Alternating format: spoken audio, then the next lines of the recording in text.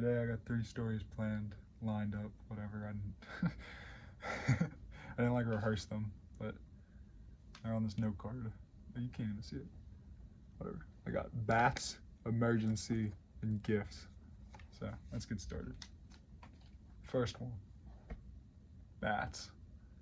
In my wall back there, just this morning actually, I woke up to scritching and scratching, and I was like, I know exactly what that is because they've been here longer than I have. I got bats in my house. Why haven't we gotten rid of the bats? Well, it's a long story. I can tell it pretty quick.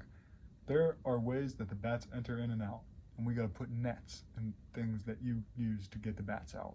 Basically, it's like a one-way door. They fly out and they can't come back in. The problem is you can only put these nets up at certain times a year. You can't just exterminate the bats however you want. You can't even kill them. You have to just get them out of your house because they're a protected species. So, yeah, that's why they're here. They've been here longer than I have. Like, this is my grandpa's house, and he didn't do anything about it. They didn't do anything about it, whole family, and now we have other issues. Like, our washer downstairs doesn't work. Like, our furnace, which we just got back on, so don't worry about that one. But, yeah, the bats are here to stay, just like I am. This morning one woke me up with its little scritching and scratching through the walls because sometimes they can't find their way out either, and they just end up going down through the house, which there's no holes open for them to get through before they could enter, and then they'd be flying around and shit. Now it's like they're just in a death sentence, waiting to, I guess, starve. It's a horrible fate. I wish I could do something about it, but we really can't. It's not like we want to live with the bats. Obviously, we won't sentence them to this if we don't have to, but it's on a long list of things we gotta take care of to live here, you know? Like, we patched up the holes in the walls, we fixed all the other things, but the bat net can only be put on at a certain time of year, and we missed the window this year, so they're with us for the winter at least. If you feel like looking back to my other videos and the 7 interesting things about my life, you can see just how bad the bat problem is. I think it was thing 6, maybe 5. The next thing I wanted to talk about today is emergency. Yeah, that was the emergency room. I went there this week just a day before Thanksgiving because I was all worried about my chest. So, in my other video, different one, I was talking about having Lyme's disease. And guess what? I feel like I don't have Lyme's disease anymore. Like, for the most part, I feel better, but my chest is still, like, in a lot of pain. And I don't know what the fuck is going on. So, I went to the emergency room. I finished, like, all my antibiotics, and I was worried that this isn't gonna go away. Wanted to go before the Thanksgiving, whatever, people start going in for the holidays, they cutting themselves, trying to cut the turkey. I didn't want to deal with that, so I was here, or there, at the time. I got myself signed in. I sat in the waiting room, they took me in, I explained my symptoms, and then they ran all their tests, EKG, x-ray, all that, blood tests, you know, and guess what? Nothing. Nothing that they could tell me, anyway. They referred me to a cardiologist who I made an appointment with, and, like, I guess they're gonna check me out a month and a half from now, but, you know, I guess I'm cleared for an emergency. They don't think I'm gonna die. They sent me home. I don't know what's wrong with me, and I admit it is, like, very, I want to say scary. I don't want to say scary. I don't want to admit it, but, like, it gives me anxiety thinking about whatever's happening in here. Sometimes it's worse, sometimes it doesn't feel like anything, and I have no rhyme or reason for it. Like, the last story I wanted to tell was about gifts. I got one right here, actually. This is the cinnabunny. I wanted to give this to somebody, but I never got the chance to, and that's the story I'm going to tell you today. The cinnabunny was a gift for not a barista, what would you call them? They work at Panera. So we're jumping back about 3 years. I worked on this road where there was like all fast food. After about a couple months of that, I was tired, so I started looking and I found a Panera, which was a little out the way, but I liked going there, so I wasn't eating fast food all the time. So I made a habit. I go there so much, I start getting them to bring the food out to my car because I got tired of going inside. I was like, whatever, there's an option for it, it's free, and I'm gonna give them a tip. They'll be happy to do it. So, you know, that relationship continues. I keep going there, they bring the food out to my car, I tip them every now and then, and it's all good. One of the people who would bring out the food always put an extra cookie in my bag. This girl was being nice, and then one day she asked me, she saw that I always got some tea, so she was like, you want some honey or sugar or anything with that? And I was like, sweet that you offer, but no, just straight. So that continued for a little bit, and I'm thinking like, I want to give this girl more than a tip because all these other people just walk the food out to my car. They don't give me anything extra. She is giving me extra stuff. So I was like, let me give her something nice for Christmas. Christmas comes around. This bunny got dropped by one of the people I follow who makes cool stuff, and I bought it thinking that I would give it to her as a gift. But whenever I went there, like that whole month, she never brought the food out. I even went in one time before Christmas because I was like, maybe I'll see her behind the line. Maybe she switched jobs, like, nah. I didn't even think she worked there anymore.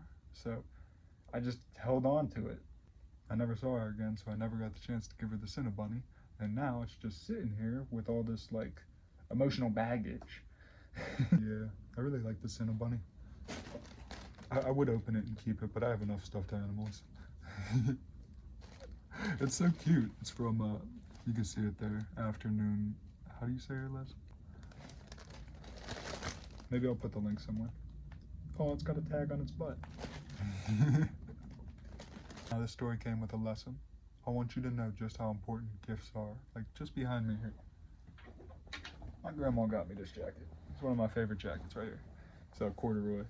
It don't even got a hood, nothing crazy. A couple pockets on the front, but it is one of my favorite jackets. Why? Because my grandma looked at this and was like, I think Jeffrey would like this.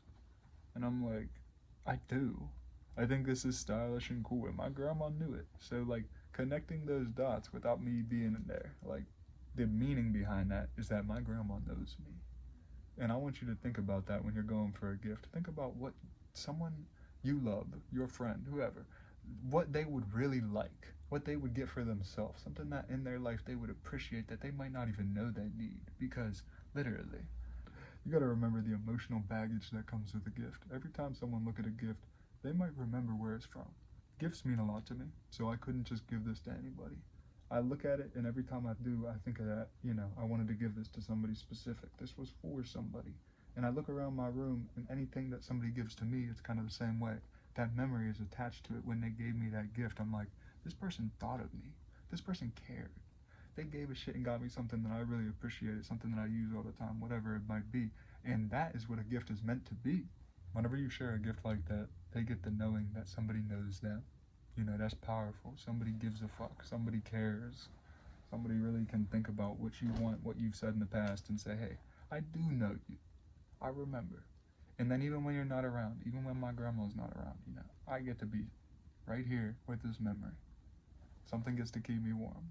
Something gets to keep me moving forward. And that is what we need to do for each other. Give each other that step forward this holiday season. Don't just get a bunch of sweets or some bullshit where, like, I hate to say it like that, but you know what I mean. Like, get something real.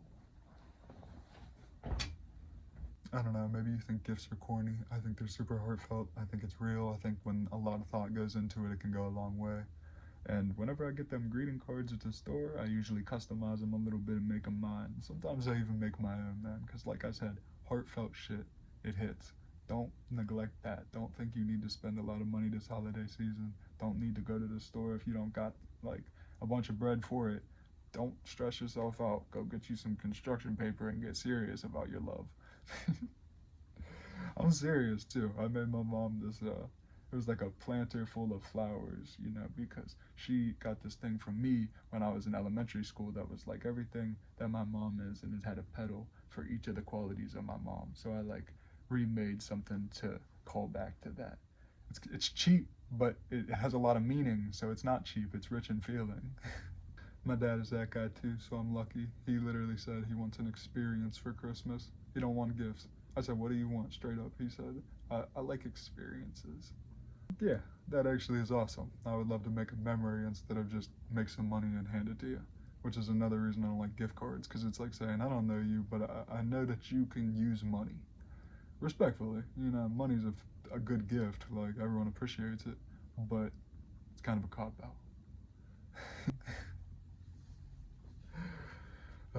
But yeah, that's it. Uh, what was this? Saturday story time. Thanks for joining me. Peace out, love. Till next time.